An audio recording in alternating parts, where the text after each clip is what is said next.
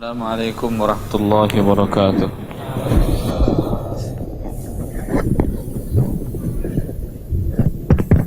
Masuk suaranya. Innal hamdalillah nahmaduhu wa nasta'inuhu wa nastaghfiruhu wa nastahdihi wa natubu ilaih. Asyhadu an la ilaha illallah wahdahu la syarika lah. وأشهد أن محمدا عبده ورسوله أرسله بين يدي الساعة بشيرا ونذيرا وداعيا إلى الله بإذنه وسراجا منيرا صلوات ربي وسلامه عليه وعلى آله وصحبه ومن اهتدى بهديه واستنى بسنته إلى يوم الدين وبعد. Ikhwani wa akhwati, kaum muslimin, kaum muslimat dimuliakan oleh Allah Subhanahu wa taala. Kajian kita durasi berapa menit? Kira-kira 15 sampai 20 menit. 20 menit penyampaian, sisanya kita buka tanya jawab, diskusi. Temanya cara bertobat dari harta haram. Cara bertobat dari harta haram. Masya Allah, ini tema yang bagus karena jarang ini dibahas. Padahal ini bagian terpenting penutup akhir dari bab buku saya, Harta Haram Muamalat Kontemporer. Bagian terakhir dari pembahasan harta haram, setelah seorang muslim mengetahui bahwasanya di dalam pencarian hartanya selama ini yang dilakukan, baik karena dia tidak tahu atau tahu tapi akan tamak akan dunia, mengantarkannya untuk tetap mengambil harta yang diharamkan oleh Allah Subhanahu wa ta'ala dengan cara-cara yang haram. Dan cara-cara yang haram tersebut banyak jalan-jalan. Setelah dia mengetahuinya bahwa ini sesuatu yang diharamkan oleh Allah Subhanahu wa ta'ala, maka seorang muslim tidak bisa tidur untuk malam itu bila dia ternyata tahu itu adalah haram. Kisah saya sampaikan bukan saja dari masa dahulu, masa sekarang pun banyak kaum muslimin yang seperti itu, menunjukkan imannya bergelora dalam jiwa dan tubuhnya. Adalah Abu Bakar radhiyallahu anhu, diriwayatkan oleh Imam Bukhari dalam kitab Sahih Jami' as-Sahihnya, bahwa beliau memiliki seorang budak. Seluruh hasil budak laki-laki yang didapat bekerja oleh budak itu 100% milik tuannya. Maka Abu Bakar radhiyallahu ta'ala anhu nyuruh budaknya bekerja ke pasar, mencari mengais rezeki, bekerja dan memberikan jasa dan lain-lain, dan dapat. Setiap hari sore dia pulang, maka budak itu selalu membeli makanan untuk tuannya Abu Bakar radhiyallahu ta'ala. Dan subhanallah, Abu Bakar radhiyallahu ta'ala anhu adalah orang yang takut memasukkan api neraka ke dalam tubuhnya, ke dalam rongga mulutnya. Tahu dia akan hadis Rasulullah sallallahu alaihi wasallam, kullu lahmin nabata min suhtin fannar awla biha. Setiap sel daging manusia yang diberi asupan gizi yang haram, maka neraka Allah yang pantas membakarnya. Guna kehati-hatian agar tidak satupun dari tubuh dia akan dibakar neraka Allah, maka setiap hari Abu Bakar selalu menanyakan kepada budaknya bila budaknya itu membawa makanan yang didapatkan hari itu oleh dia dari hasil kerjanya. Dari mana engkau dapatkan dan bagaimana cara mendapatkannya? Selalu ditanyakan. Ketika dia tahu halal, dimakan. Suatu hari Allah berkehendak lain. Abu Bakar di hari itu berpuasa, sehingga sorenya ketika dia berbuka agak lelah. Ketika budaknya memberikan makanan kepada Abu Bakar, pada waktu itu Allah takdirkan Abu Bakar tidak menanyakan kepada budaknya dari mana dia dapatkan harta tersebut.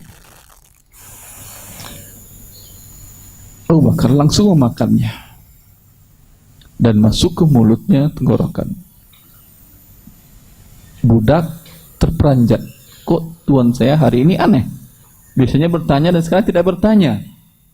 Lalu dia sampaikan, wahai tuanku, tahukah anda dari mana saya dapatkan makanan itu? Terperanjat Abu Bakar, iya, dia lupa menanyakan kali ini dari mana dia dapatkan. Abu Bakar menanyakan, cepat sampaikan dari mana engkau dapatkan. Budaknya mengatakan, wahai tuanku, kuntu takahantu fil jahiliyati walam uhsinul kihanah. Dahulu di masa jahiliyah, tuanku, aku pernah menenung, meramal nasib orang. Apa hukum meramalkan nasib orang? Syirik atau tidak? Syirik.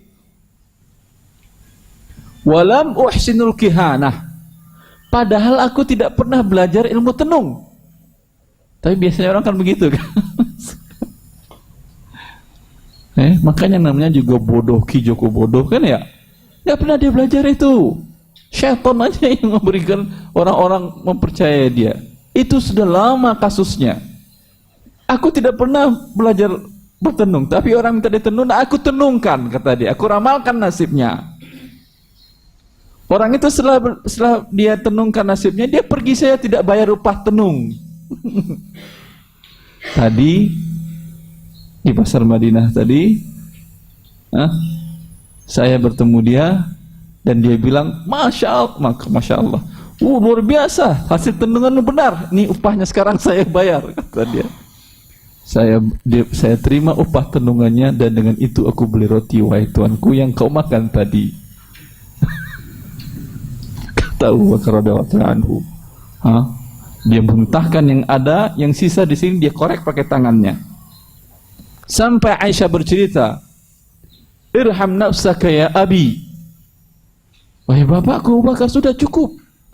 Kata Abu Bakar, tidak, saya akan keluarkan sisa makanan tenungan ini walaupun dia keluar bersama nyawaku. Allahu Akbar. Karena saya tidak mau satupun yang haram masuk ke mulutku, dalam rongga tubuhku. Begitu Abu Bakar menjaga dirinya. Aisyah menceritakannya kepada Rasulullah karena kasihan dengan bapaknya. Kata Rasulullah sallallahu alaihi wasallam, waihaka ya abd, wahai budak, celakalah engkau mengotori jiwa Abu Bakar. Begini seorang muslim ketika tahu bahwa ternyata yang dimakannya adalah yang haram, tidak bisa dia hidup dengan tenang. Dan ini menunjukkan keimanannya terbakar dengan makanan yang haram tadi. Itu kisah para sahabat radhiyallahu alaihim ajmain, yang mungkin katakan, oh mereka orang soleh Ustaz. Sekarang kita mana lagi kayak gitu? Banyak. Saya pernah ditelepon jam 3. Subhanallah. Qadarullah. Saya angkat teleponnya. Mungkin penting sekali. Benar. Ustaz, mohon maaf, saya mempermalam jam 3. Ustaz, dari tadi sampai sekarang, Ustaz, saya nggak bisa tidur. Ada apa? Saya bikin kontrak begini, dan saya khawatir itu hukumnya adalah haram dan hartanya nanti jadi haram untuk saya, Ustaz. Oh, itu memang haram, tapi bisa Anda perbaiki dengan cara begini. Kata dia, Alhamdulillah Ustaz, sekarang saya mau tidur dapat solusinya, saya Ustaz. Kata dia. Memang begitu kaum muslimin. Keimanannya membakar jiwanya untuk tidak bisa membiarkan yang haram menggerogoti tubuhnya. Karena ya akhi, makanan yang haram ini dia akan merusak apapun saja. jiwa pemakannya rusak, jiwanya. Nuraninya, kedekatan kerohaniannya kepada Allah akan pasti berkurang. Hubungannya dengan keluarganya pasti merenggang, pasti merenggang. Salah seorang wanita bercerita kepada salah seorang dai di Saudi Arabia. Saya baca dalam buku kecil kisah-kisah nyata orang bertaubat. Wanita ini mengatakan, aku menikah dengan seorang pemuda yang baik dan soleh. Awal-awal pernikahan kami adalah pernikahan yang indah. Sampai suatu saat saya iri melihat keluarga-keluarga saya yang lain sudah punya rumah, kami belum. Maka saya usulkan dan saya bujuk dan saya rayu suami saya untuk ngambil rumah dengan cara KPR, cara riba. Akhirnya suami saya terjebak riba.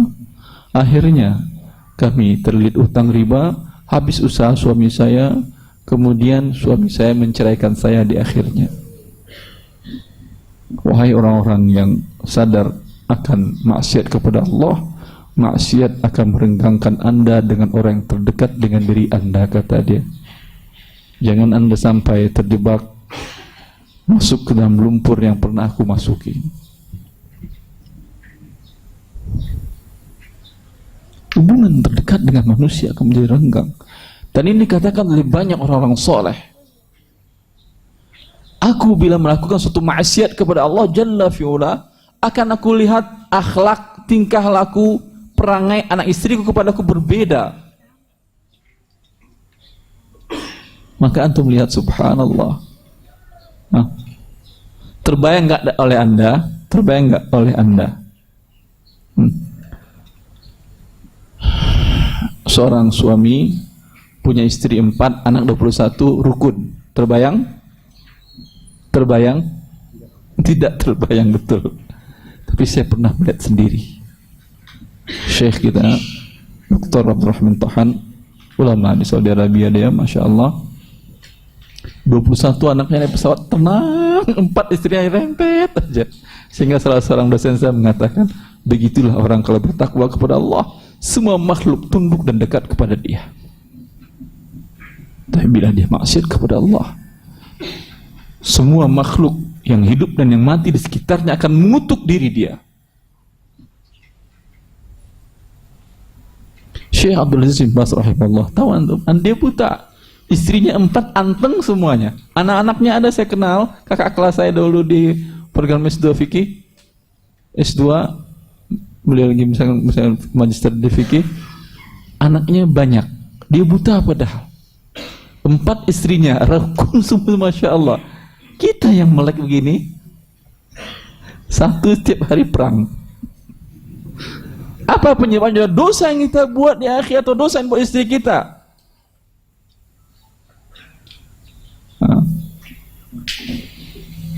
Dosa yang dilakukan di luar akan dilakukan oleh istri anda yang sama. Sehingga sering para ulama mengatakan, dalam Syafi'i mengatakan, bila seseorang berzina dengan orang lain, dengan bayar 1 dinar, maka istrinya akan dizinai oleh orang dengan 1 dirham. Artinya, kalau anda berzina dengan harga 2.500.000, maka istri anda akan dizinai orang dengan harga 25 perak. Apa penjawabnya? Dosa yang dilakukan. Maka seorang muslim tidak mungkin akan bisa hidup dengan melakukan perbuatan yang haram kepada Allah. Apalagi memasukkan, memakan dan bertahan makan di dalam tubuh. Allahu Akbar. Ini harus diperhatikan oleh seorang muslim dalam bertobat, membersihkan dirinya. Tidak bisa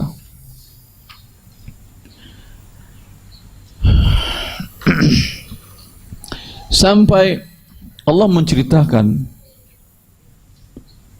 tentang orang-orang yang ingin bertobat kepadanya, ya, bagaimana mereka merasakan dunia itu sempit karena perbuatan dosa yang melakukan. Tentang 3 sahabat yang tidak ikut dalam perang apa namanya? Perang Tabuk. Wa ala thalathati alladziina khulifu hatta idza dhaqat 'alaihimul ardu bima rahabat wa dhaqat 'alaihim anfusuhum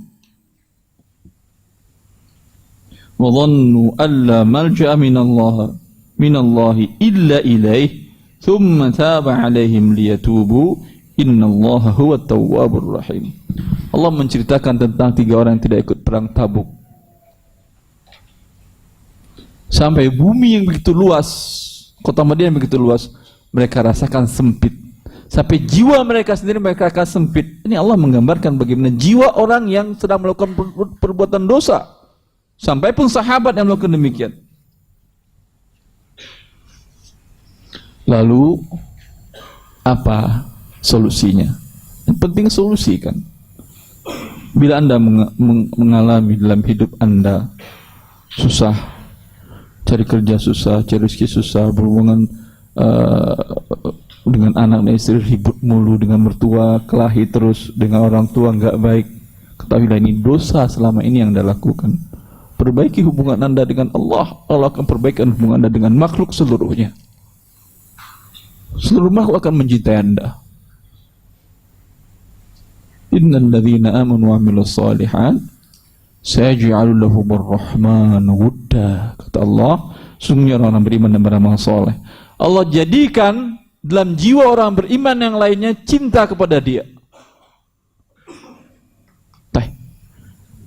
Antum pernah dapat 1 biji korma dari Abu Bakar radhiyallahu anhu? Tidak. Cinta kepada dia atau tidak? Tidak pernah dia berbuat baik kepada Anda, tapi Anda mencintai dia. Kenapa? Karena dia beriman dan beramal saleh kepada Allah. Dan Allah bila mencintai seorang hamba, maka Allah mengatakan pada Jibril, wahai Jibril, cintai si fulan, dan beritahukan kepada penduduk langit agar mencintai fulan. Maka Jibril mencintai si fulan dan beritahukan kepada penduduk langit. Kemudian penduduk bumi pun akan mencintainya. Oleh karena itu saya katakan, sebaliknya orang yang tidak beriman tidak akan pernah mendapatkan ini. Coba antum lihat, ada orang yang berbuat maksiat atau memang Anda kenal seorang pelaku maksiat, lewat saja lihat mukanya, apa yang terbetik di hati Anda, ingin ngutuk dia kan, padahal dia gak pernah ngeludahin Anda, enggak apa enggak. Maka seorang mukmin tidak akan mungkin bertahan dengan dosa yang dia lakukan, dosa bentuk apapun juga, dosa dalam bentuk harta haram dan lain-lainnya. Karena itu secepatnya kita bertobat kepada Allah Jalla fi'ula dari harta haram tersebut dan dari perbuatan dosa-dosa yang lain, agar Allah subhanahu wa ta'ala pada alam semesta mencintai kita. Cukup saya kira. Baik para jemaah sekalian, cukup materi pagi hari ini dari beliau Al-Ustaz Hafizahullah. Baiklah, kita akan masuk ke sesi berikutnya, yaitu tanya jawab.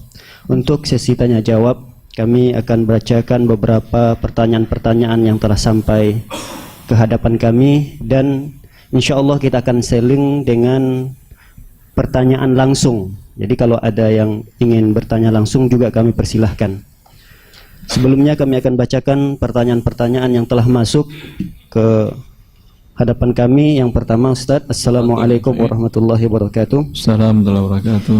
Bagaimana hukumnya mengunjungi teman? Kita bersilaturahmi di sana tentu memakan makanan hidangan yang disiapkannya. Padahal teman ini kita tahu harta teman tersebut yang dikunjungi adalah harta yang dihasilkan dari yang haram, karena dia pejabat negara, yang tidak lepas dari sogok menyogok. Apakah setiap pejabat negara semua hartanya haram? Mohon maaf, yang bertanya mohon diperjelaskan. Apakah semua gaji dia dari hasil sogok?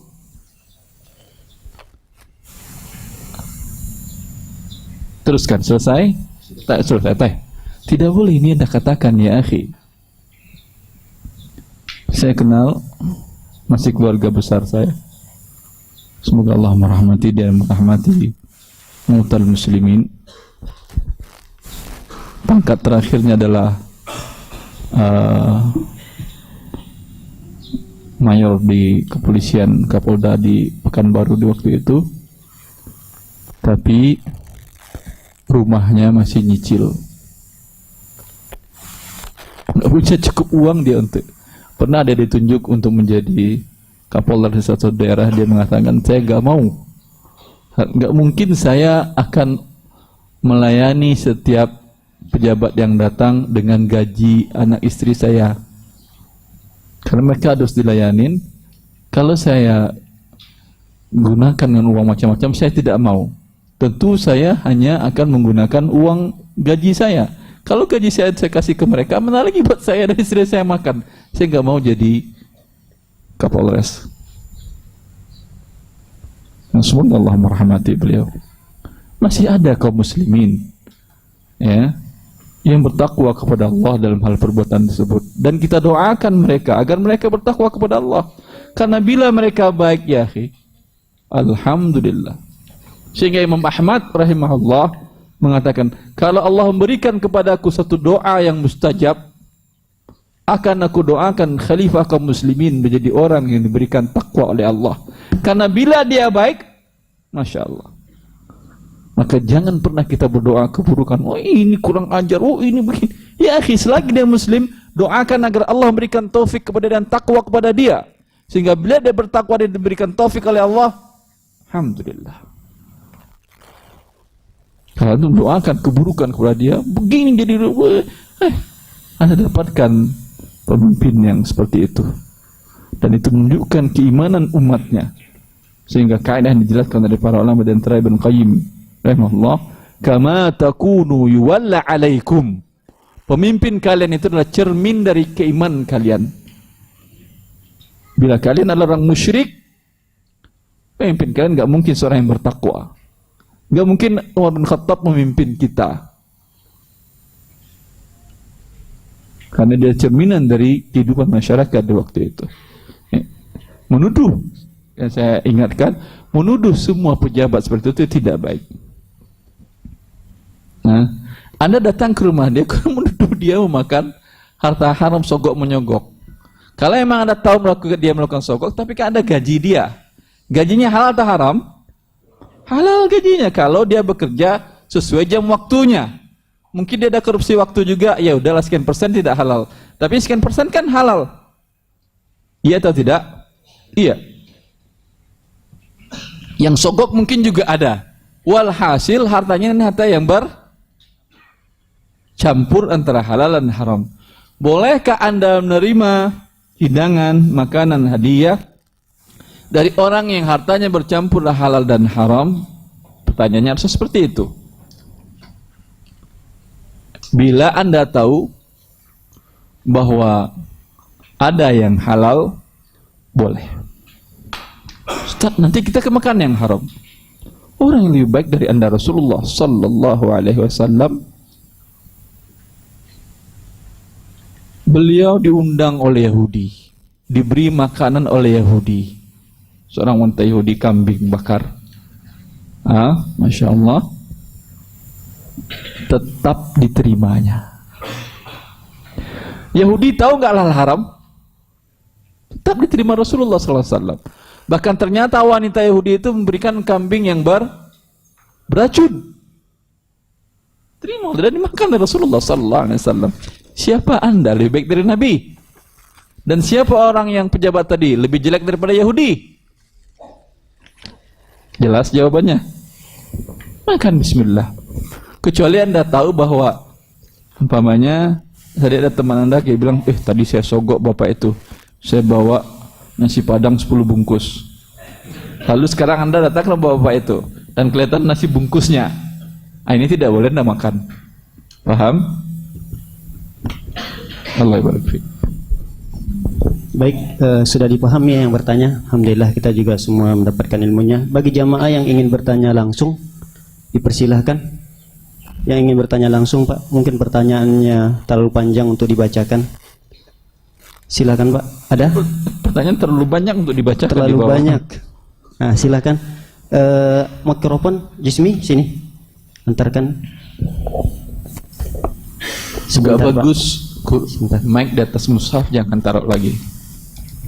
Itu mushaf kan ya? Jismi, iya, mushaf. Jangan ditaruh mic-nya di atas mushaf. Kalau lagi ya. bisa ada standing mic, ada. Kalau ada standing mic, standing tahu kan ya? Pasang di sana, yang bertanya di situ. Iya. Nah, kayak gini standing ini itu lebih baik. Coba, maaf panitia, tolong diatur panitia. Hai. Silakan, Pak. Bismillah. Assalamualaikum warahmatullahi wabarakatuh. Salam wabarakatuh. Ustadz mau bertanya, saya kan bekerja di suatu PT. Nah, untuk sistem gajinya ditransfer via bank konvensional. Berarti Anda punya rekening bank konvensional. Betul. Itu masalahnya. Terus? Terus nasihatnya bagaimana Ustadz? Qadarullah di sini ada pimpinan perusahaan kami. Minta tolong nasihatnya sekalian. Kan dulu dari pihak perusahaan yang menyarankan lewat bank konvensional. Disarankannya Anda buka rekening bank riba. Betul. Ketika buka rekening bank riba, ada some of conditionnya bahwa Anda akan diberikan bunga riba. Iya kan? Intinya waktu itu kami Iya, nggak mungkin tidak. Ustadz gini, disuruh tanda tangan aja, kami tidak bisa membaca itu. Iya, karena tidak Anda baca, ada Iya. dia. Karena Anda baca pun juga ada. Allah Ustaz. Ketika itu masih ada tanda tanganin, maka pembukaan rekening Anda ini, walaupun Anda tidak dapat bunga, tetap Anda berdosa. Karena Anda menyetujui riba. Allah mengharamkan riba. Wa harramar riba, kata Allah. Allah haramkan riba. Anda setuju riba dan tanda tanganin. Yup. Jelas? Maka sekarang cara bertobatnya bisa kok. Sebagian bank BUMN bisa minta aplikasi term of condition ketika buka rekening. Pak, saya ingin mencoret bunga ribanya dan saya tidak mau bunga. Kalau sekarang Anda tidak mau bilang, mengatakan, Ustaz, bunganya saya berikan kepada orang lain. Walaupun Anda berikan kepada fakir miskin, tapi selagi persyaratan itu ada, Anda berarti masih setuju dengan riba. Bisa, kalau di sebagian bank BUMN bisa. Sebagian lagi tidak. Yang tidak tadi tutup rekening Anda di sana. Mana pimpinannya tadi? Bisa kan, boleh kan pindah rekening ke yang halal? Dengan demikian ketika itu Anda memberikan pinjaman tanpa ada pertambahan, tidak ada bunga di situ. Rekening Anda menjadi syariah ini walaupun di bank kafir. Jelas? Ini yang difatwakan oleh para ulama. Sudah jelas, Pak ya. Masya Allah. Hah?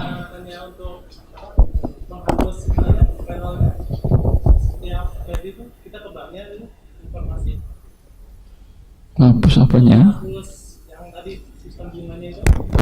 Datang ke banknya yang Anda buka rekening tadi, bilang pada dia, pada waktu pembukaan dulu kan ada term of condition yang Anda tanda tanganin bahwa Anda akan menerima bunga sekian persen. Ya kan? Pak, saya ingin coret itu. Kalau dia bilang, nggak boleh. Kenapa nggak boleh? Bapak kan bukannya untung. Begitu, tukang riba itu begitu. Untung pun nggak mau dia, karena dia ingin dia makan riba, Anda juga makan riba, sama-sama masuk neraka. Karena secara hitungan material untung kan mereka, tapi tetap tidak mau. Tapi sebagian ada yang mau. Yang mau lakukan. Jelas? Allah barik fikum. Sudah jelas, Pak ya. Alhamdulillah. Silakan yang mau bertanya lagi, silakan, Pak. Terima kasih. Assalamualaikum warahmatullahi wabarakatuh. Waalaikumsalam warahmatullahi wabarakatuh. Ustadz, akan saya tanyakan mengenai harta yang saya simpan, Ustadz. Iya, Pak. Jadi katakan saya punya harta hasil dari kumpulan kerja saya waktu masih kerja. Iya, Pak. Kemudian yang saya tanyakan adalah bagaimana harta itu bisa saya simpan terbebas dari riba dan inflasi. Kemudian saya ingin tahu juga Ustadz, kalau saya sudah baca buku yang di depan Ustadz itu mengenai surat berharga. Apakah ada sekarang produk surat berharga dari pemerintah ini atau dari swasta yang tidak kena riba? Terima kasih Ustaz. Assalamualaikum warahmatullahi wabarakatuh. Jawaban dari pertanyaan kedua, jawabnya tidak ada. Walaupun mereka namakan sukuk atau surat berharga syariah, tidak. Saya pernah diundang langsung oleh Kementerian Keuangan Republik Indonesia untuk membicarakan tentang kehalalan sukuk yang mereka terbitkan. Tetap saya bersikukuh kepada apa yang saya sampaikan, ya, bahwa itu tidak halal, tapi perbaiki ini insya Allah akan menjadi halal. Wallahu ta'ala, apakah mereka telah melakukannya atau tidak, saya tidak tahu. Dengan demikian, sisa uang yang Anda dapatkan dengan cara yang halal dahulu, jangan di waktu tua Anda simpan dengan cara yang riba. Maka manfaatkan dengan yang halal. Bagaimana caranya? Ada umpamanya saudara yang punya usaha? Ada atau tidak, Pak? Kemudian saya batasi ada Ustaz. Kemudian tidak untuk berdagang dan tidak untuk disodakohkan. Itu aja Ustaz. Terima kasih. Sedekah terserah Anda kalau nggak mau. Dagang kenapa nggak mau? Karena itu harta hanya katakan untuk jaga-jaga saya sendiri seperti itu. Nambah nggak mau juga. Dagang kan nambah. Belum tentu kalau datang itu untung Ustaz. Ya, betul. Kalau semua pedagang berpikir kepada Anda seperti Anda, tidak ada pedagang. Betul itu, betul. Kalau seperti itu, cara yang paling secure menurut saya, beli emas 999. Tahu emas 999? Emas murni. Emas murni beli di Antam. Dinar juga bisa Anda beli, tapi emas murni lebih bagus. Mas, ada emas koin 9999, emas murni itu internasional, cetak di beberapa negara Indonesia ada nyetak kali, seperti di Antam ada.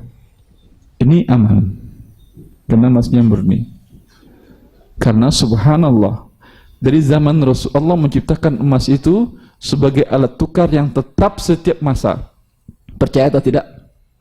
Dari masa Rasulullah, harga perbandingan antara harga dengan emas, harga barang tidak berubah. Tidak ada inflasi di situ. Di masa Rasulullah memberikan kepada Urwah uang 2 dinar untuk membeli seekor kambing. Maaf, uang 1 dinar untuk beli seekor kambing. Dapat seekor kambing 1 dinar. 1 dinar berapa gram? 4,25 gram. Berapa rupiah sekarang? 2 juta berapa? 2,5 juta. Dapat 1 kambing sekarang? Alhamdulillah. Ada yang berubah? Bagaimana kalau 3 tahun yang lalu saya beli kambing berapa, Mas? Berapa harga kambing 3 tahun yang lalu? 1 juta. Sekarang 2 juta. 3 tahun berubah 100%. Yang salah kambing atau rupiah? Kambing nggak mungkin salah. Yang salah mata uang Anda, mata uang inflasi. Tapi kalau Anda punya emas 3 tahun yang lalu dapat kambing sekian, emas itu sekarang beli kambing dapat atau tidak? Insya Allah dapat.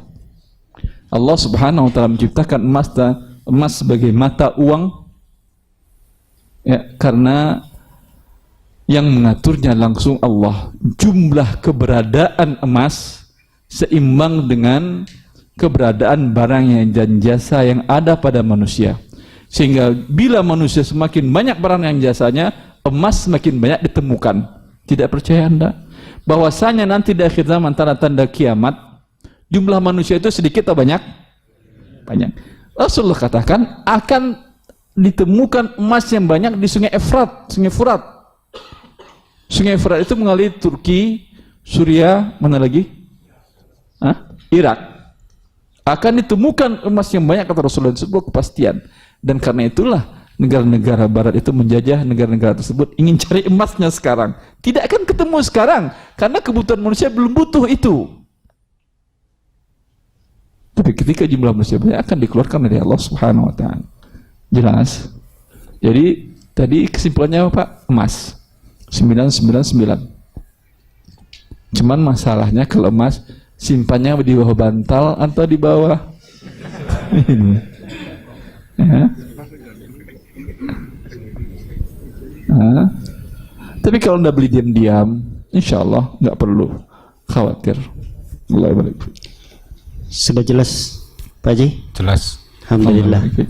Baik, kita bacakan satu pertanyaan, Ustaz. Ya. Barakallahu fikum. Allah barik fiik. Assalamualaikum ya Ustaz.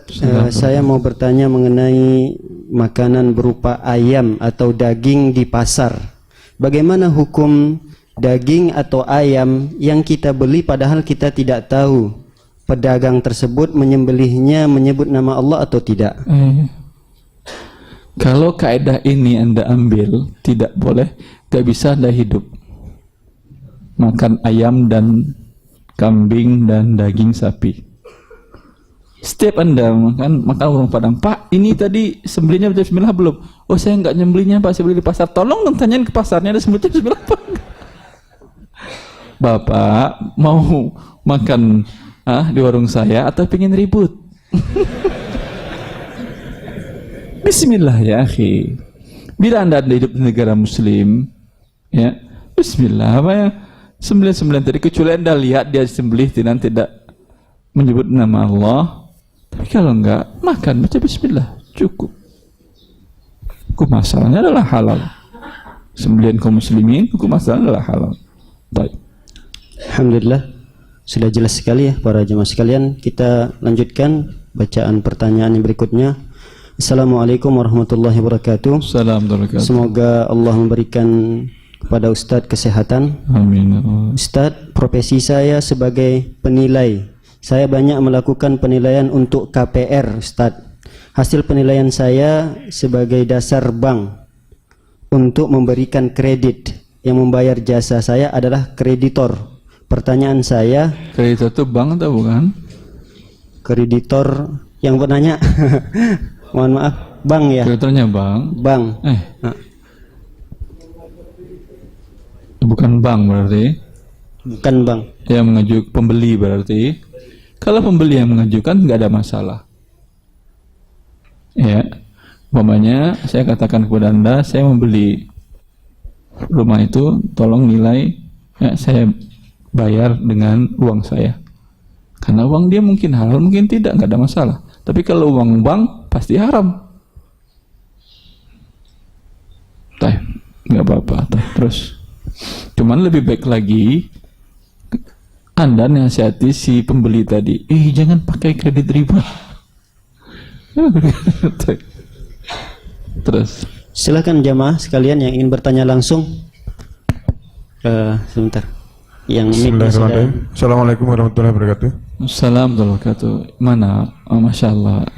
Ustadz, hanya satu pertanyaan aja mengenai saham, Ustadz. Iya. Jadi ini karena berkenaan dengan anak saya itu belajar bermain saham, Ustadz. Anak saya ya. Jadi yang ingin saya tanyakan, batasan kehalalan dari saham itu sampai di mana, Ustaz?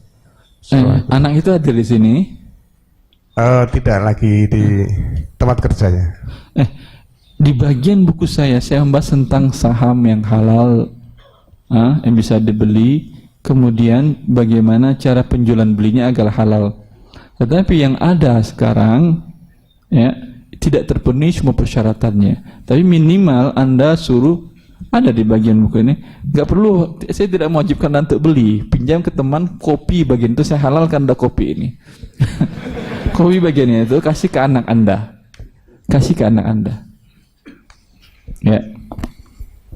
Saham itu bisa halal bisa tidak, tapi yang ada di bursa saham umumnya tidak halal. Tapi ada bursa saham yang dikeluarkan oleh sebagian para ulama ekonomi Islam di Saudi Arabia, diantaranya Syekh Khalid Al-Muslih, mengeluarkan beberapa daftar perusahaan-perusahaan yang halal sahamnya dibeli. Tapi dibeli bukan dengan cara forward, bukan dengan cara feature, beli biasa. Seperti beli barang yang dia jual sahamnya itu ketika harganya tinggi. Karena Syekh saya pernah mengatakan, dia pernah dulu beli saham perusahaan Sabik. Sabik itu perusahaan petrokimia dari Saudi. Di awal-awal dahulu, ketika Saudi menemukan minyak, orang nggak kebayang bahwa petrokimia itu merupakan primadona, perusahaan primadona yang maju pesat. Kata dia, saya dulu beli saham itu seharga umpamanya 200 real. Sekarang nilai saham perusahaan itu, kata dia ketika dia jual setelah 10 tahun, itu harganya sampai 20.000 real. Subhanallah. Tapi dengan jual beli cara biasa, bukan dengan cara forward, bukan dengan cara feature yang mengandung unsur judi dan mengandung unsur yang tidak halal. Masalahnya sekarang saya jelaskan rinciannya ke bapak, nanti bapak pusing juga menjelaskan ke anaknya, kan ya? Ya, berikan saja ke dia, suruh dia pelajari. Dan ini kewajiban bagi orang tua. Bila anaknya ingin melakukan sebuah aktivitas mencari rezeki, mengajarkan dia mana yang halal, yang haram dari kegiatan tersebut. Baik, terus. Mikrofonnya, mohon bantuannya. Husein, bawakan mikrofon. Kenapa dibawa? Yang bertanya di depan. Ya, antumnya ke situ. Antumnya ke sana berarti. Sudah dibuat gitu supaya pergi ke situ. Oh gitu. Ya, bagusnya yang mau bertanya ngantri langsung di situ. Nggak perlu jalan-jalan lagi. Sebentar, Pak. Yang mau sana ngantri di sini, kalau mau ngantri di situ. Satu lagi. Ngantri di situ. Silakan. Pindahkan ke sana. Silakan, Pak. Ngantri. Baik. yang Sehingga yang nggak disediakan. ngabisin, kan pindah-pindah mic, ngabisin waktu. Tapi kalau Anda berpindah, nggak habisin waktu. Pasti bertanya, duduk di belakangnya, itu di belakangnya tetap. Terus. Assalamualaikum Ustaz. Assalamualaikum.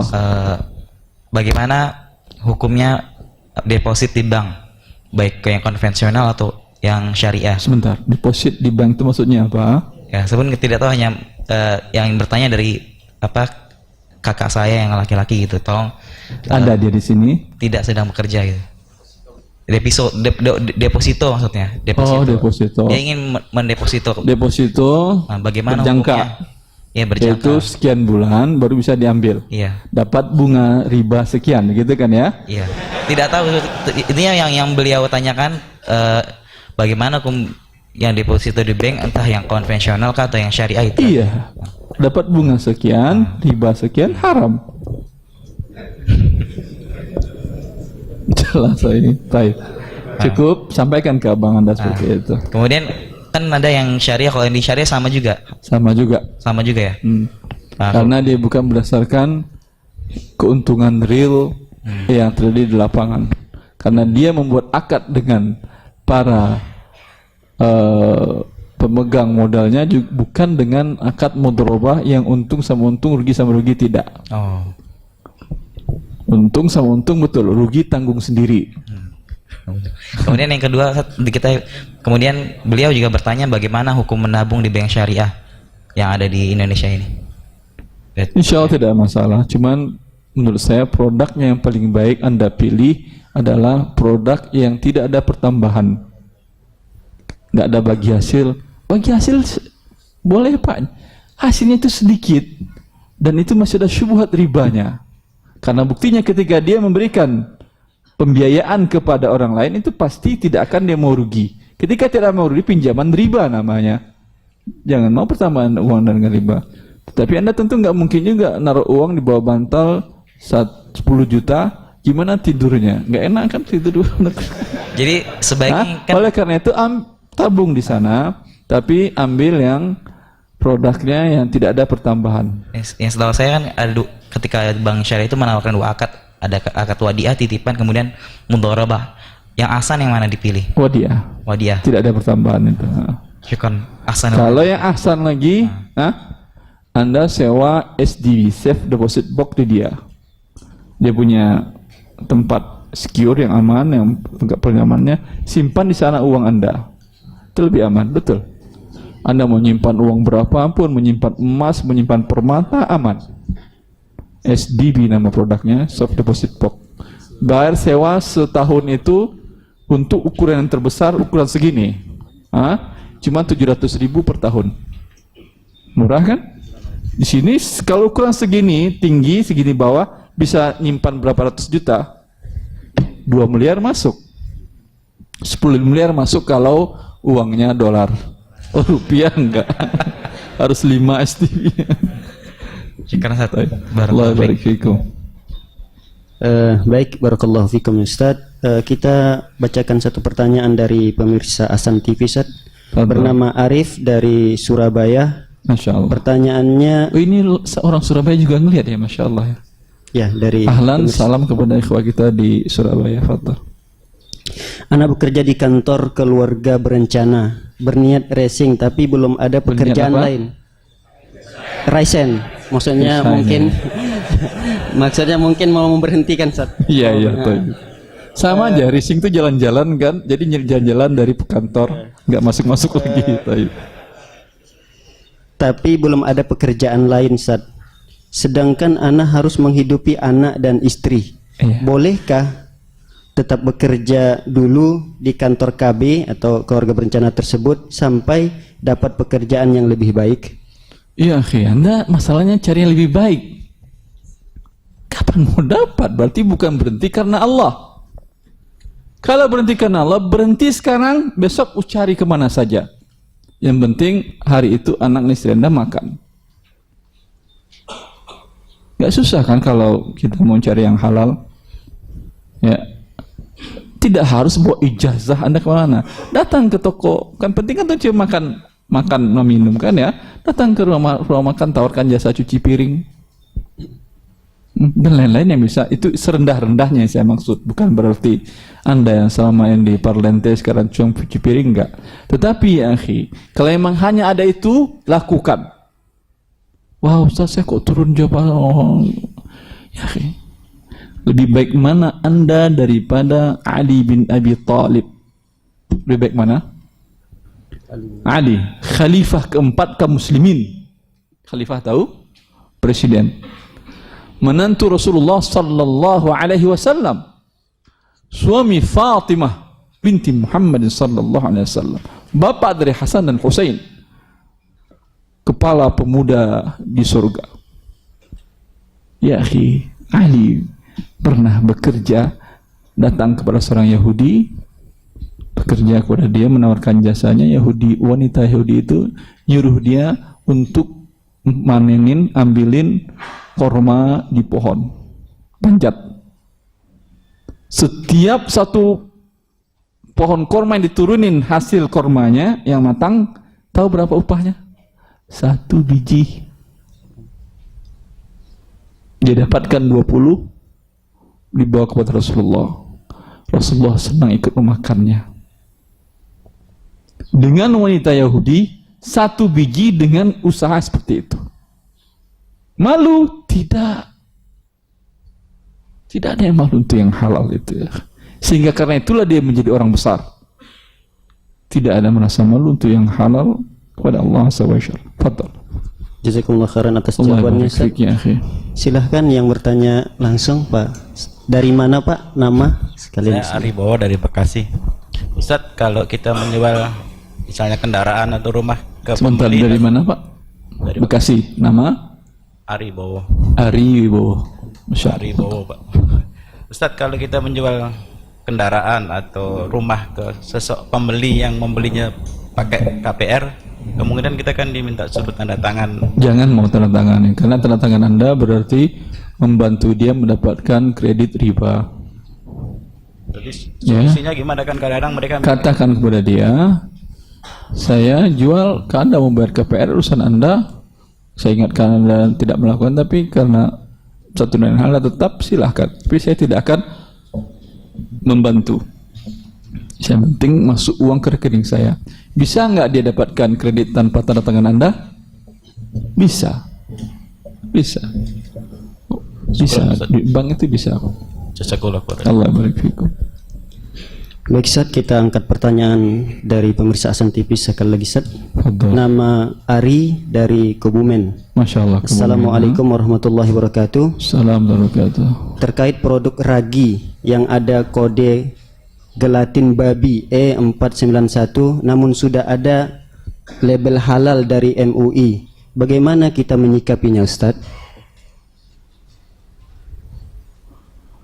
Gelatin babi Tapi ada halal dari MUI.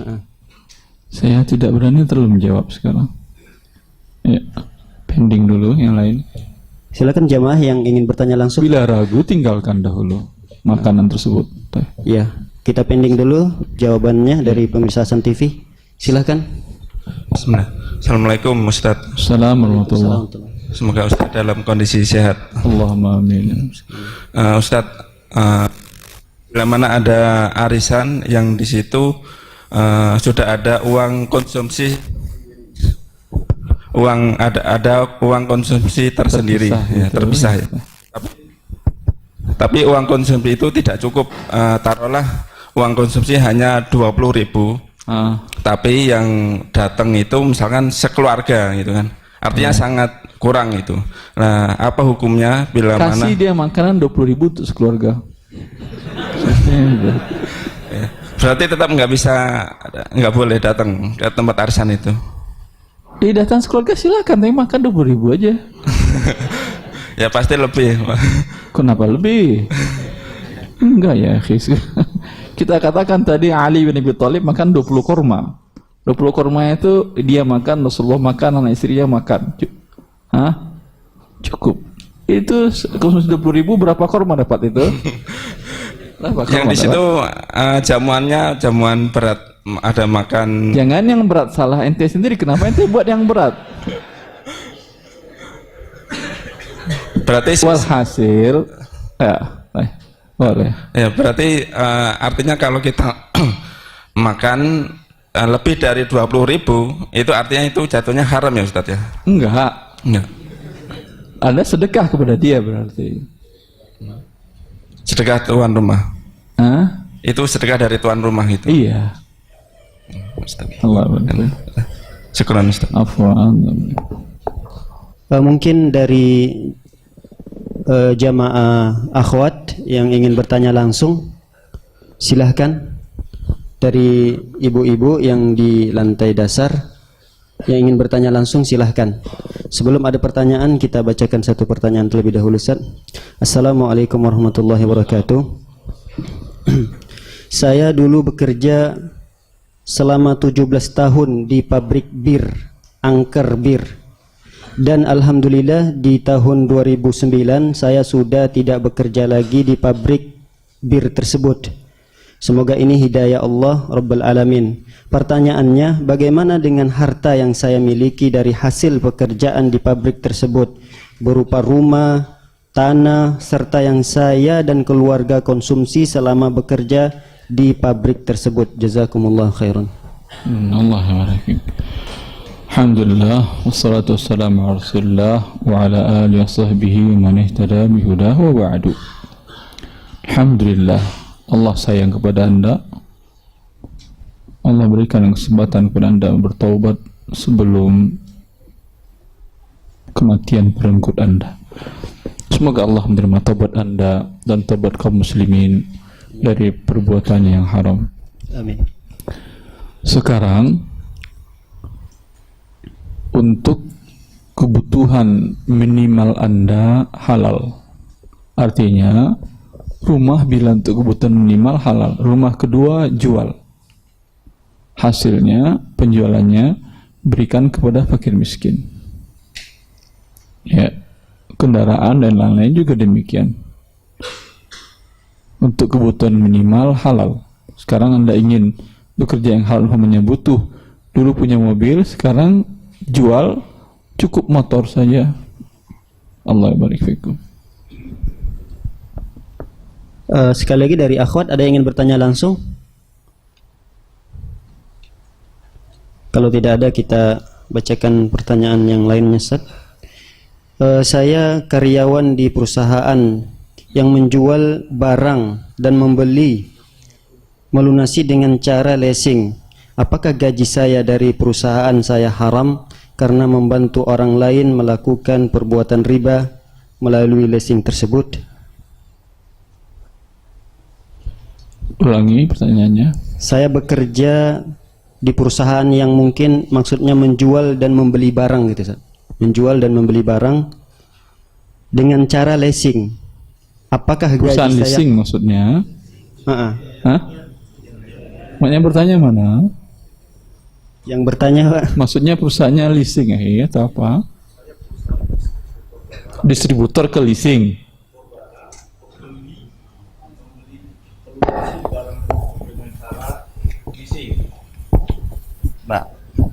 Nah, dengan cara? ya, pembeli melunasi barang yang dibelinya dari perusahaan saya dengan cara leasing. Leasing itu maksudnya apa? Pembiayaan dari bank.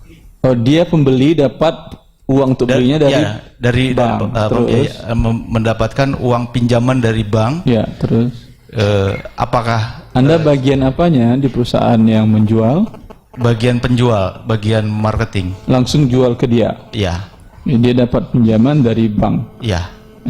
Akad antara dengan dia tidak ada riba? Tidak ada. Tidak, cuman dia pakai uang riba beli. Ya. Sama dengan pertanyaan yang tadi. Yang mana? Rumah.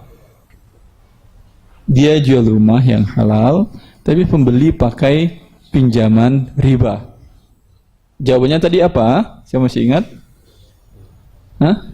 Boleh dengan syarat kita tidak membantunya untuk melakukan transaksi riba.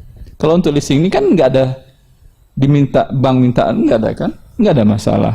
Baik. Apakah halal uang kita? Halal. Ya, karena akad pinjaman riba tadi yang haramnya adalah akad ribanya. Uangnya haram atau tidak? Tidak. Boleh dia belikan barang segala macam, boleh. Kalaulah uangnya riba, bisa Anda hidup di dunia sekarang? Tidak, karena uang Anda dikeluarkan siapa? Bank riba itu yang ngeluarin. Tetapi Anda dapatkan dengan cara yang halal. Anda keluarkan dengan cara yang halal. Halal insyaAllah ta'ala. Faham? Karena ada sebagian orang yang bodoh demikian. Gak mungkin hidup sekarang terbebas dari riba. Karena uang yang dicetak itu mendapat dari bank riba. Ya, kalau nggak mungkin berdasarkan kebodohan Anda, betul. Tapi kalau berdasarkan syariat, mungkin. Allah barik fik. Terus. Ada pertanyaan dari akhwat mungkin ini, Ustaz. Assalamualaikum warahmatullahi wabarakatuh. Assalamualaikum warahmatullahi wabarakatuh. Suami saya PNS yang menerima gaji tiap bulan. Bila sesekali suami saya mendapatkan uang dari pimpinannya, yang mana uang itu tidak semua karyawan dapat. Dan kita tidak tahu pasti halal dan haramnya uang tersebut. Apakah uang tersebut halal untuk kita pakai, Ustaz? Wallahu a'lam. Biasanya para PNS, kalau ada pimpinan memberikan Anda uang, itu halal atau haram biasanya? Saya nggak tahu, saya bukan PNS saya. Hah? Berarti tidak halal biasanya. Kalau syubhat, ya, kalau tidak Anda terima kan dianggap Anda tidak loyal ke pimpinan kan ya. Terima saja, nanti berikan ke fakir miskin. Jelas? Baik. Silakan jemaah yang gede Ustaz. Iya, karena gede itulah Anda berikan kepada fakir miskin. Baik. Yang ingin bertanya langsung jemaah sekalian, persilahkan supaya lebih jelas. Silakan. Assalamualaikum warahmatullahi wabarakatuh. Assalamualaikum warahmatullahi wabarakatuh. Ustaz, saya mau nanya, jikalau ada instansi sekolah yang mengadakan lomba keagamaan, di mana di lomba keagamaan tersebut pihak sekolah membebani biaya pendaftaran, sehingga di dalamnya terdapat goror. Bagaimana sikap kita? Bagaimana hukumnya menerima hadiah atau memakan hidangan yang dihidangkan? Jangan makan hidangan, ikut lomba segala macamnya haram. Berikan kepada sekolah Anda kopi buku saya bagian yang mengatakan haram itu, kasih ke sekolah Anda. Anda ini berbuat haram pakai agama. Karena lombanya lomba agama, seolah-olah dia menjadi halal. Padahal dengan pendaftaran judi namanya. Musabaqah Quran, tilawatul Quran yang pesertanya mendaftar, ya, ini paling terkutuk di hadapan Allah. Karena memperjudikan Al-Quran. Jelas? Jelas. Ingatkan sekolah Anda, nanti turun azab ke sekolah Anda bagaimana? Mau sekolah di mana? Syukur Ustaz. Allah barik fikum. Silahkan dari akhwat. Apa mikrofonnya tidak hidup di bawah? Assalamualaikum warahmatullahi wabarakatuh.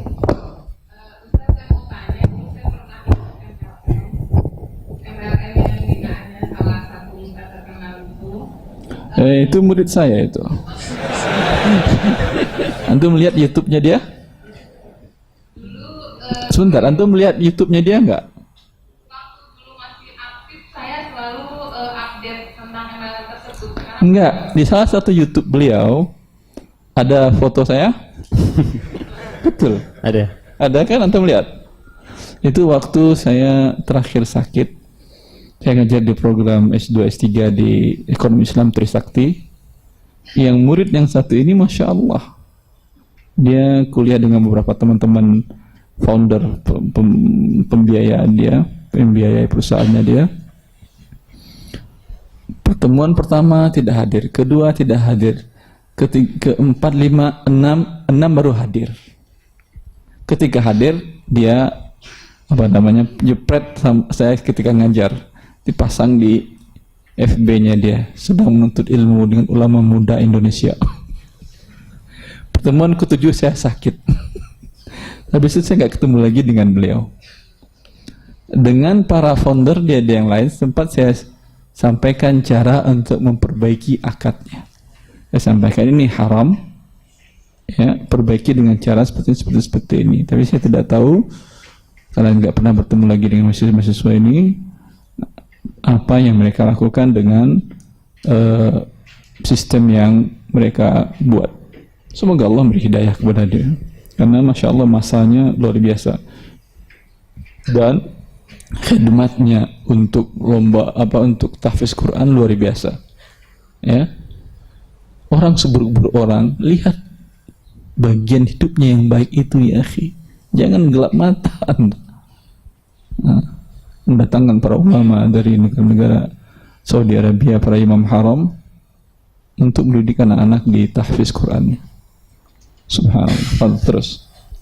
Tapi yang sistemnya waktu itu saya sampaikan haram dan saya minta perbaiki A, B, C, D sehingga menjadi halal, tapi saya tidak tahu apakah sudah diperbaiki atau tidak oleh mereka. Sudah jelas Ibu jawabannya Ibu? Hah? Belum nanya sih ibunya, terus. Atau Ibu mau melanjutkan pertanyaannya? Hah? Terus. Jadi dulu ketika aktif itu saya merasa saya tidak merugikan siapa-siapa karena saya bekerja keras di MLM tersebut dan saya dapat hasilnya. Kemudian setelah sekitar 3 tahun yang lalu saya tidak aktif lagi, tetapi waktu itu memang akadnya setiap ada pertambahan member kanan kiri saya dapat gitu. Dan sampai sekarang saya masih tetap dapat transferannya. Itu statusnya haram atau halal, Ustaz? Berikan uangnya ke fakir miskin. Halal atau haram berarti Ibu? Haram uangnya Ibu. Baik. Dilanjutkan, ada Ibu di sebelahnya kalau mau bertanya. Kalau tidak ada, dari bapak-bapak sekalian ada yang ingin bertanya langsung Pak, supaya lebih jelas. Iya, silakan Ibu. Sebentar ya Pak. Waalaikumsalam warahmatullahi wabarakatuh. Saya mau bertanya, sebenarnya saya sudah tahu jawabannya, tapi Sebentar. Maksud Ibu kan saya tahu menguji Ustadz kan ya? tidak, cuma untuk meyakinkan hati saya. Masya Allah, tabarakallah. Mengenai niat untuk bekerja, tapi menggunakan ijazah orang lain, tapi tidak menyogok. Apakah hasilnya nanti yang saya dapatkan itu haram atau halal? Dari Ibu jawabannya apa? Nanti saya sampaikan jawaban saya.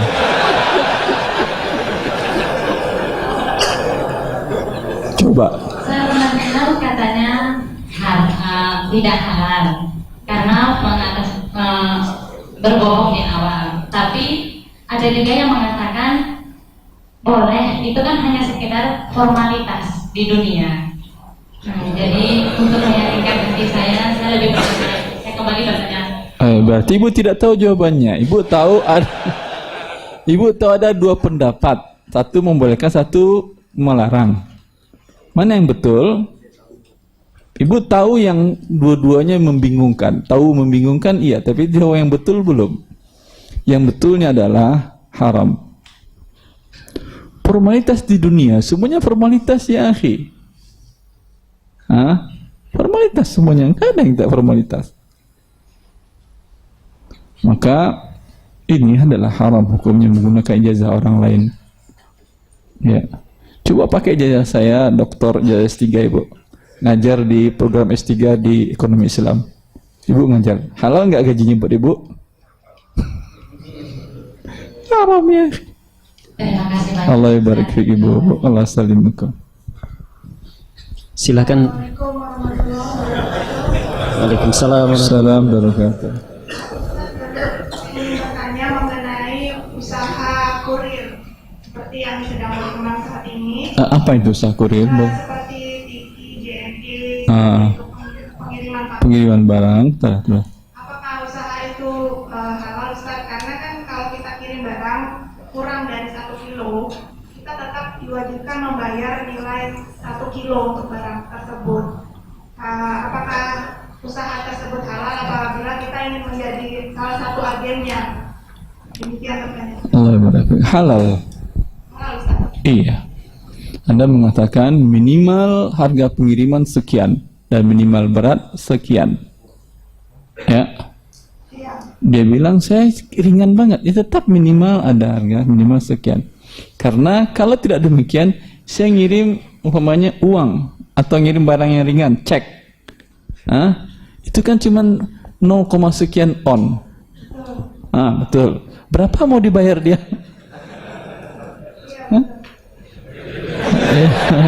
Maka alhamdulillah halal, seperti itu halal. Allah barik fiik. Allah barik fiik, Ibu. Cukup untuk pertanyaan akhwat. Sebentar Ibu. Sebentar ya Ibu. Kita gantian dengan bapak-bapaknya. Sebentar Ibu. Silakan Bapak. Nanti kita kembali kepada Ibu ya. Silakan. Assalamualaikum. Dipegang aja Pak mikrofonnya Pak. Assalamualaikum warahmatullahi wabarakatuh. Assalamualaikum warahmatullahi wabarakatuh. Mohon izin Ustaz, mau nanya mengenai BPJS. Diizinkan. Iya. Saya kan PNS.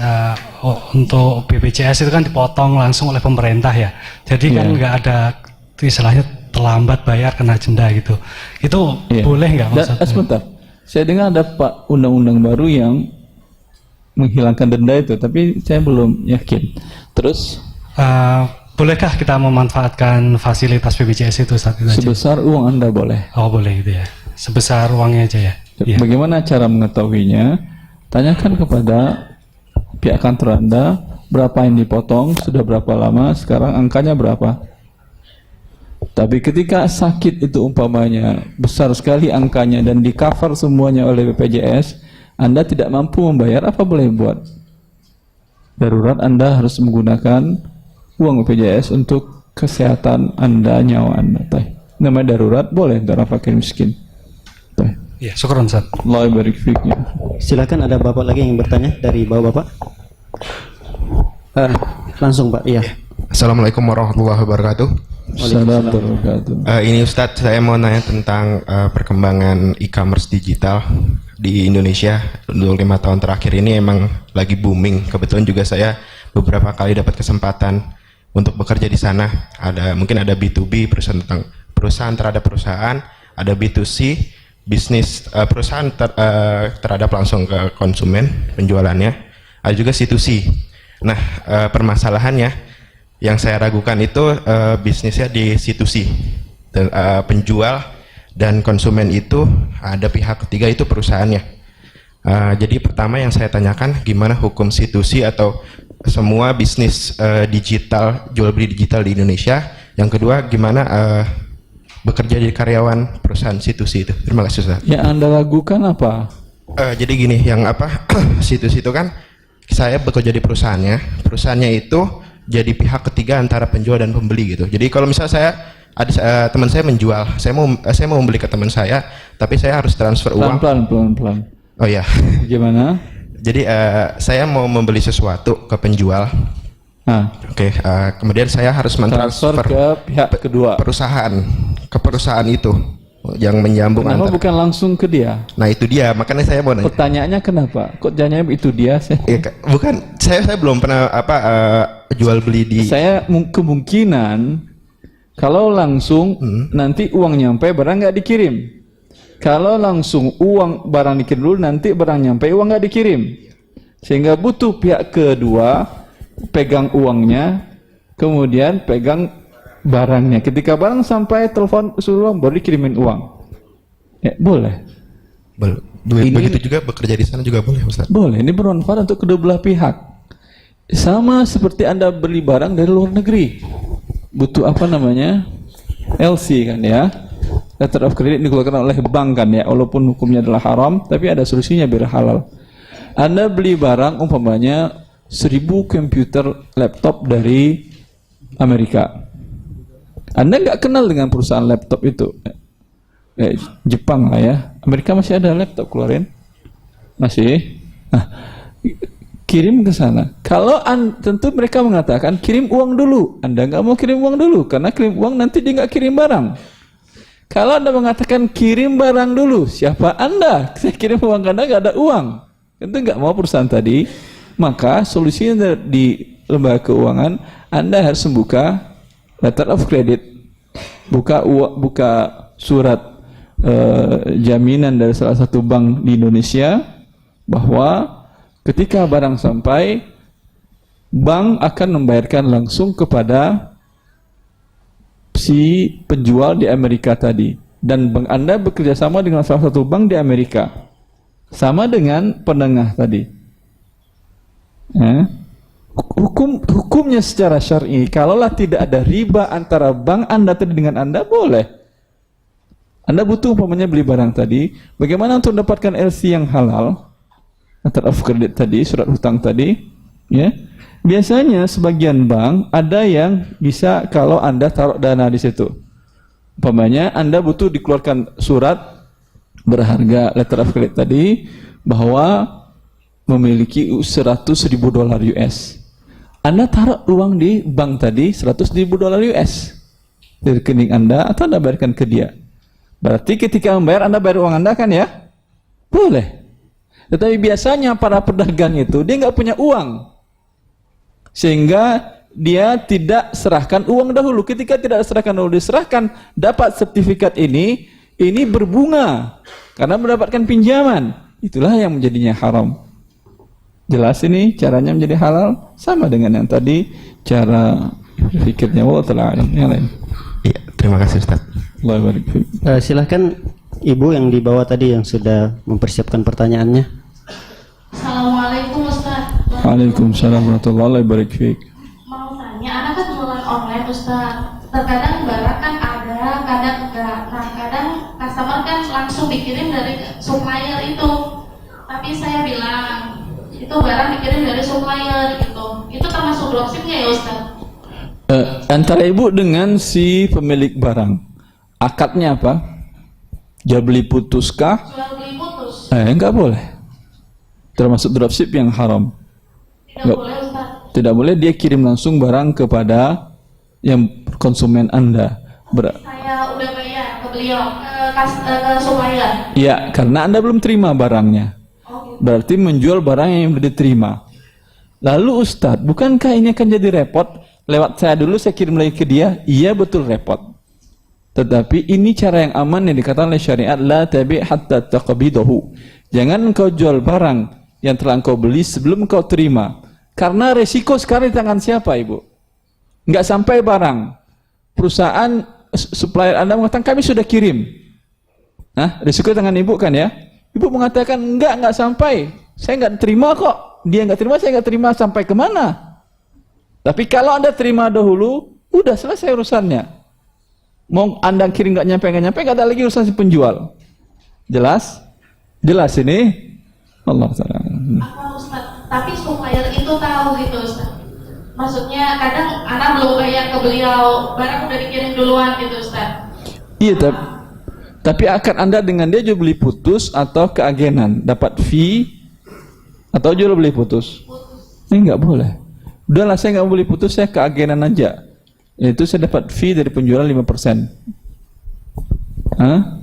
lebih baik, halal bagi Anda. Assalamualaikum warahmatullahi. Baik, silakan jemaah yang ingin bertanyakan langsung. Jawab assalamualaikumnya. Jawab ya. Salam bisa. Waalaikumsalam warahmatullah. Silakan Ibu lanjut setelah Ibu. Mohon maaf Bapak ya.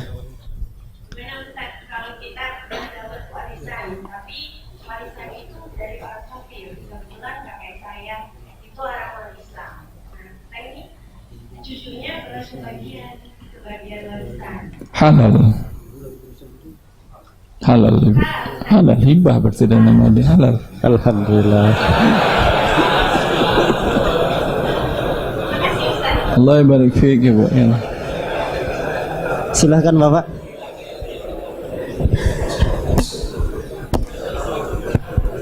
Bismillah. Assalamualaikum warahmatullahi wabarakatuh. Assalamualaikum.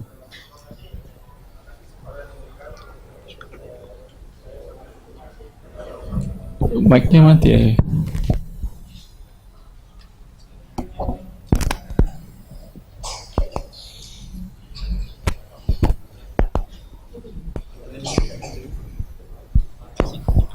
Lanjut Pak.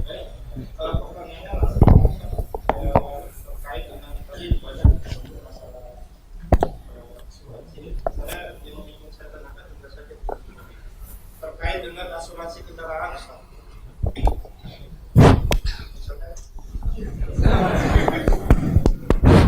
Jadi terkait dengan asuransi, salah satu adalah asuransi kendaraan bermotor. Jadi insya Allah kita kan punya kendaraan, biasanya mengasuransikan karena kita tahu kalau terjadi resiko kan lumayan besar. Nah, dalam hukum syari seperti apa? Apakah ini juga tidak boleh supaya hati tenang? Dan kendaraan Anda apa ini? Mobil? Mobil Ustaz. Berapa buah? Alhamdulillah ada satu. Saya punya 2 mobil, satu pun saya tidak asuransikan, nggak pernah tabrakan. Anda berapa kali tabrakan? Qadarullah tahun kemarin sempat Ustaz masuk bengkel. Itu karena Anda asuransikan. Iya, dia asuransi. Ya, asuransi itu pengen aman, tapi intinya itulah yang menyebabkan harta Anda rusak. Mending kalau harta yang rusak, kalau nyawa yang rusak. Karena ini adalah maksiat kepada Allah Azza wa Jalla.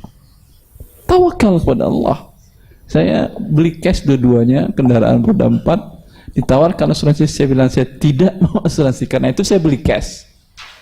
Kalau mau asuransi ngapain saya beli cash? Dia nawarin, kalau enggak saya cari yang lain yang enggak perlu saya delerin di sini. Mereka ngotot terus. Berarti termasuk tidak boleh ya Ustaz ya? Ya berarti nanti kalau karena dia riba dan judi dan gharar asuransi itu. Terus afwan Ustaz, satu lagi terkait dengan sebelum kita kenal riba Ustaz, misalnya rumah yang kita KPR. Maka alasan tadi gimana nggak usah ntar resikonya. Buktinya resiko Anda lebih besar dari resiko saya. Risiko ini Allah yang berikan kepada. Bila Anda tawakal kepada Allah, Allah tidak menyia-nyiakan kita. Tapi bila Anda tawakal kepada asuransi, Allah hancurkan Anda dan asuransi Anda. Allah barik fikum. Satu lagi Ustaz, yang terkait dengan yang rumah kita beli dengan cara riba, akad riba sebelumnya dan sudah lunas, bagaimana bertobatnya Ustaz?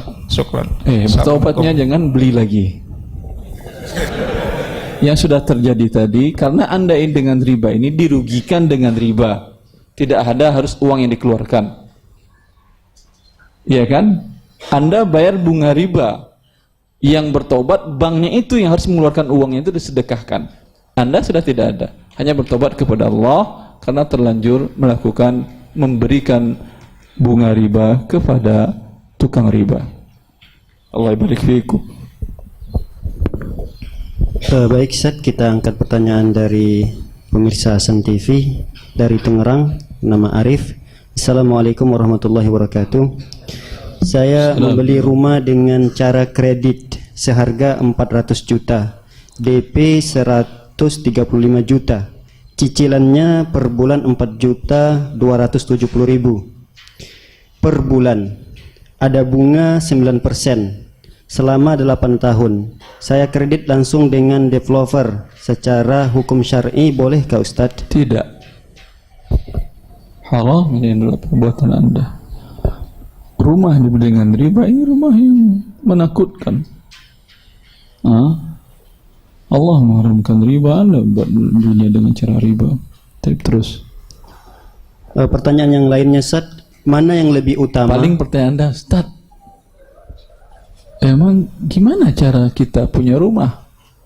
Nanti kaum muslimin mau tinggal di mana, Ustaz? Emang Ustaz bisa memberikan rumah untuk mereka? Saya tidak bisa, tapi Tuhan Anda, Rabb Anda pasti bisa. Tidak diciptakan Anda, melainkan sudah diberikan rezekinya kepada Anda. Kalau Anda ambil dengan cara ketamakan, dengan cara bermaksiat kepadanya, sungguh Anda orang durhaka, mengambil nikmat Allah dengan durhaka kepadanya. Fa ajmilu fit talab, cari rezeki Anda dari Allah Azza wa Jalla dengan berbuat baik, dengan bertaat kepadanya, bukan dengan maksiat kepadanya. Baik. Barakallahu fikum, Ustaz. Pertanyaan yang lainnya, Ustaz, berikutnya, mana yang lebih utama ketika seseorang memberikan hutang kepada kita? Apakah ketika dia tidak mampu membayar hutangnya, kita berikan tenggang waktu atau kita ikhlaskan saja? Yang paling baik ikhlaskan saja. Cukup? Allah ganti untuk Anda yang lebih baik daripada yang Anda ikhlaskan tadi. Kalau Anda tahu memang orang ini tidak mampu dan dia minjam dulu untuk kebutuhan pokoknya. Syarat orang yang bisa dibantu berhutang, dia minjam bukan untuk kebutuhan lux, tetapi kebutuhan pokok. Kemudian dia memang tidak mampu, maka ikhlaskan. Di awal dia perkirakan mampu, dan Anda tahu dia perkirakan awal mampu, ternyata qadrallah dia di PHK oleh perusahaannya, nggak mampu, apa boleh buat? Ikhlaskan, lebih baik.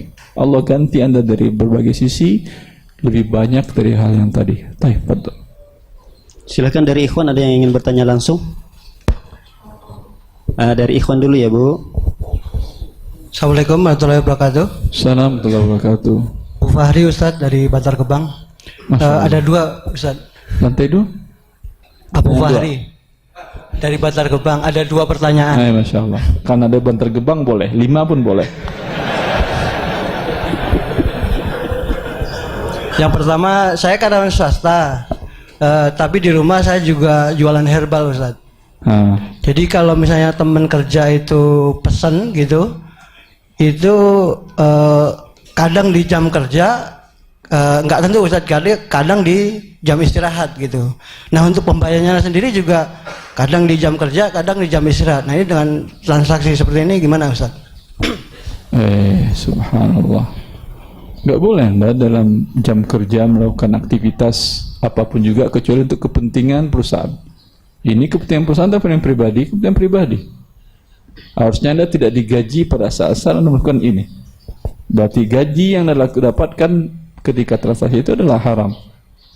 Ya, maka bilang kepada teman-teman yang mau pesan, saya serahkan nanti jam istirahat. Pembayarannya pun jam istirahat. Yang kedua, Ustadz, tentang dana SPSI, Ustadz. Maaf ini apabila ada yang pihak yang kurang berkenan. SPSI itu apa? Serikat Pekerja Seluruh Indonesia. Dananya? Iya, dananya. Dana dari mana maksudnya? Apa pertanyaannya? Apa? Enggak, di tempat kerja saya kan karyawannya itu dipotong, Ustadz. Yang motong siapa?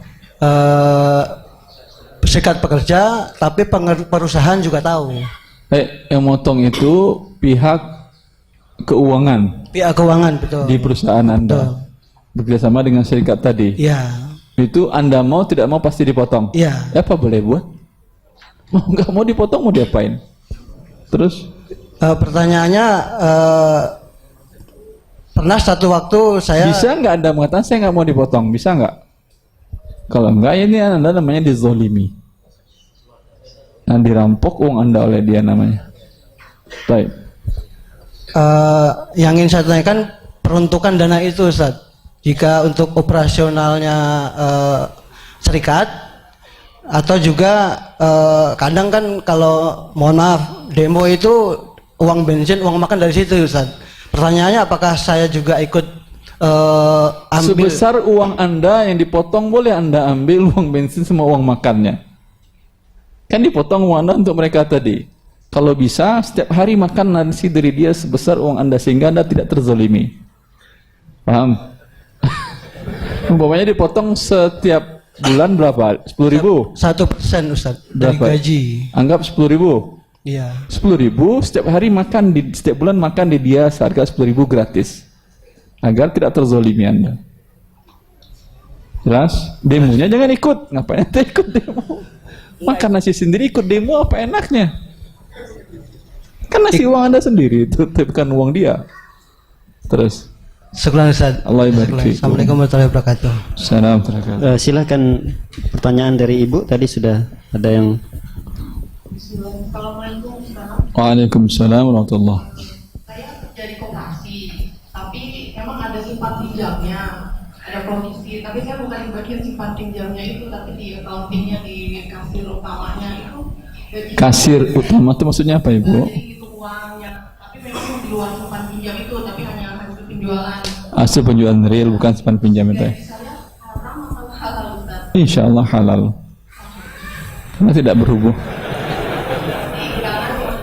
Memang ada bagian simpan pinjamnya, tapi saya tidak. Karena tidak ada hubungan Anda dengan yang haramnya. Saya Allah barik fikum. Allah barik. Cukup atau terserah Ustaz? Cukup lah ya. Entah. Semoga ini bermanfaat. Semoga di waktu yang lain dimudahkan oleh Allah pertemuan membahas hal-hal yang diharamkan oleh Allah agar kita menghindarinya ya akhi. Dengan demikian kita mendapatkan kebahagiaan hidup di dunia sebelum di akhirat. Subhanakallahumma bihamdika asyhadu an la ilaha illa anta. Assalamualaikum warahmatullahi wabarakatuh. Waalaikumsalam warahmatullahi wabarakatuh.